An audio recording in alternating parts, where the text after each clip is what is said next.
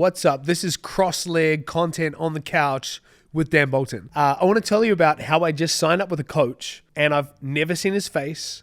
I don't know where he lives. I only know his first name and I'm not even sure it's his real first name. And yet I'm happily paying him a handsome amount to coach me through Voxer. But bigger than just that story, I want to talk about how do you pick the coaches that you work with? Because you've probably worked with some absolute dud coaches, or maybe they were great for someone else, but they weren't for you. And maybe you've worked with some people that are awesome, but it feels like this hit or miss process. And so I want to walk you through how I think about this as someone who's invested literally hundreds of thousands of dollars in courses, coaching, mastermind, and I have also wasted significant amounts of money. Like I'll never forget being end of 2020, I had a significant problem in my business and I wasted $23,000 because I ignored the advice I'm about to give you here. So a few weeks ago, I was following this Twitter account and it's a Twitter account I've been following for months and months and months. It's anonymous. They have like an avatar as their Twitter profile picture, which is not uncommon for you Twitter nerds out there. Obviously, it's anonymous people. I can't even remember what it's called, but it's like, the alias whole thing. And he's got 130,000 followers and he just absolutely tweets bangers. And it's not so much business advice as it's like wider life advice. And so many of us love his account, love learning from him. And so a few weeks ago, I messaged him and I said, hey, dude, do you do any consulting? And he's like, yep.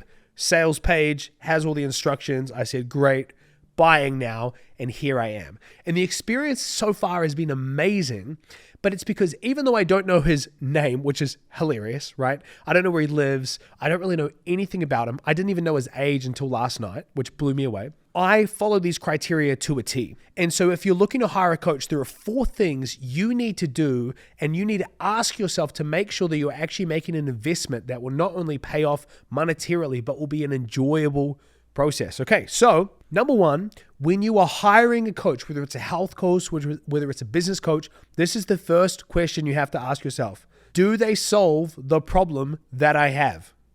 Now, this is really obvious, but this is what's really funny to me around the way a lot of people hire coaches. They hire coaches without any clear problem they're trying to solve. Like I was talking to someone who used to work with me as a client and then I haven't seen them in a while. And I reached out, I said, how are you going? They're like, good. I'm in this program. I'm working with this coach. I'm doing this thing and I'm still stuck. I'm still struggling.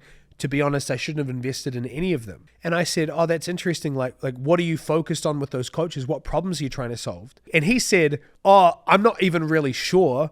I'm just like a coach junkie, right? And I was like, brother, let's have a chat, right? But it's funny to me because that's an extreme case, but there are so many people that see the sales page of a new course, or they see this coach that's blowing up, or this content creator that they're like obsessed with, and they go, I should get coaching from that person. I should buy this course.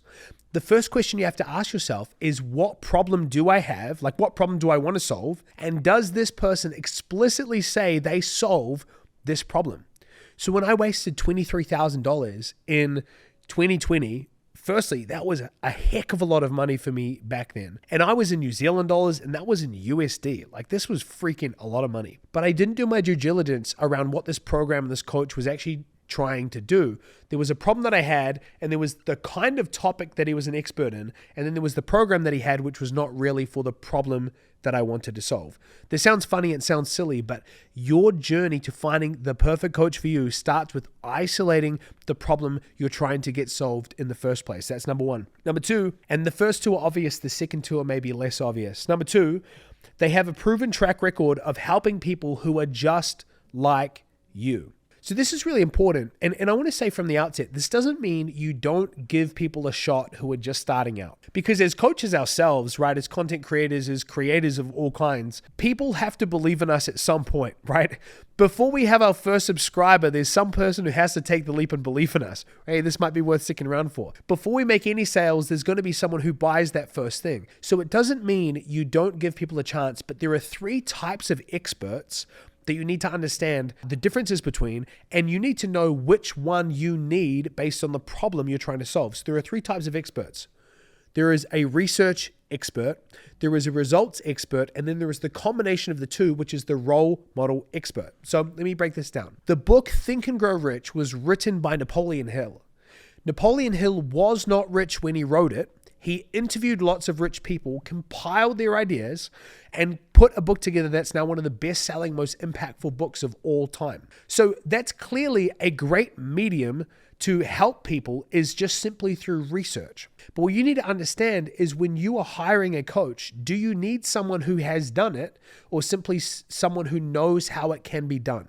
Okay, that's the first question. Second thing is results. The results piece is obviously really crucial for most of the decisions that we're making. We're looking for a track record. That's why we look for things like case studies, testimonials. We're looking to see people who are like us, who have the problem that we have previously been solved by this coach. And then the last piece is that role model, is that if you can find someone who is the combination of research where they know what they're talking about and they've also done it in multiple fields with multiple different types of people, that's a very powerful place to find an alignment and a good sense of confidence that this person is likely to be able to help you in the way that you need help. But number two is very important. You need to feel confident that not only do they solve the problem that you have, but they've done it for people just like you. If you're a coach who's looking for Facebook ads, you might be able to find someone who is great at Facebook ads, but they've only worked with realtors, right? That doesn't mean they couldn't help someone like you. It just means you're taking a gamble on whether or not it's going to work. So this is why it's so important. So the first two are really simple, right? You're trying to isolate the problem you have and figure out, is this a problem that this person solves? And then number two, have they solved it for people just like me? But this is where people stop. And this is a huge mistake. They go, yep, I need clients, and this person coaches on how to get clients.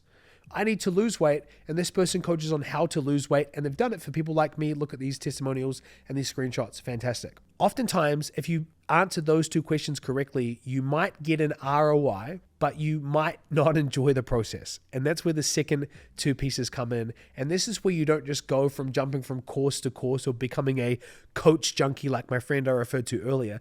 This is where you actually go deep with coaches and mentors that serve you for not just weeks or months, but years. People that you could feel like you can journey with, and they can take you from one level to the next and to the next and to the next. So number three is they share your values.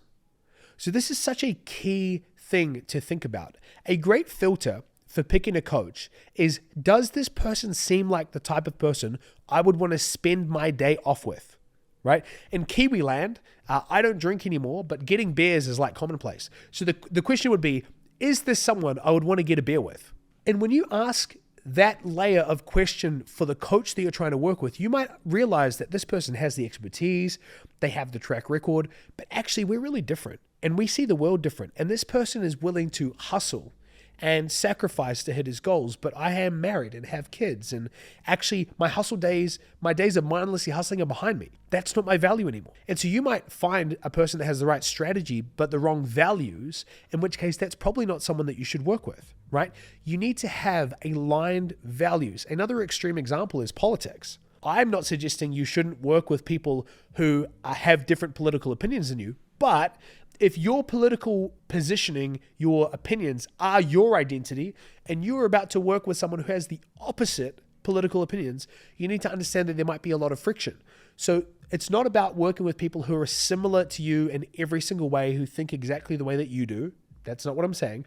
What I am saying is you have to consider who this person is as a human being, what they value, and do they value the things that you value, right? Number four, they are a core identity match. So there was this amazing video that I've watched from a great marketer called Frank Kern. It is old. It's on YouTube. It's got a few thousand views. It's pixelated as hell. And in that video, he talks about this idea of core identity marketing, that everyone has a shell identity around their life, right? It's the person they show up in the world as, and most often that is a mismatch for the core identity that they have. It is John who wakes up in the white picket fence home, he drives to the bank, he does his 8 hours, he goes home, he cracks open a beer because he's like stressed out of his mind with the life that he doesn't love, he kind of hangs out with the kids, he goes to sleep and he repeats it. But deep down, his core identity is John wants to be a rock star. That's who John actually deep down wants to become, right? And so you have a core identity as a human being. There is a innate calling, a sense of direction, a clarity around the person you want to become. And one of the most powerful things you can ask yourself about a coach is, do I want to become more like this person? In other words, there feels like a sense of connection between my core identity of who I am right now and their core identity of who they are. So if I spend more time with them and learn from them and grow with them, I'm going to lean more into the person I'm supposed to be. So for me, I really deeply want to do two things: have an insane impact on the world and have a great relationship with my family. I'm unwilling to sacrifice one or the other. I'm fully committed to doing both. So the people that I want to work with either have family or are married, or at least hold those values that I value myself and have that core identity match. So quick recap. When picking your next coach, and the 4 questions I asked myself when picking this nameless, faceless, alias person on Twitter is: number 1, do they solve the problem that I have? And that begs the question, what is the problem you're trying to solve? Get super clear on that from the first moment. Everything else becomes easier. Number 2, do they have a proven track record of solving these problems for people just like me? Are they purely a research expert where everything's in theory, or are they results and role model expert where I can see with my own eyes testimonials, screenshots, videos of people who have been where I am now and they've gone to where I want to go in my business or my life or my health? Number 3, does this coach share your values? Do they share your worldview?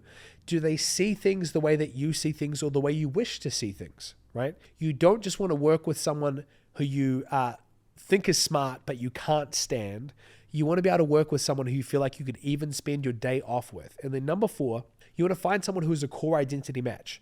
If we're the average of the 5 people we hang out with the most, we become, through osmosis, like the people around us.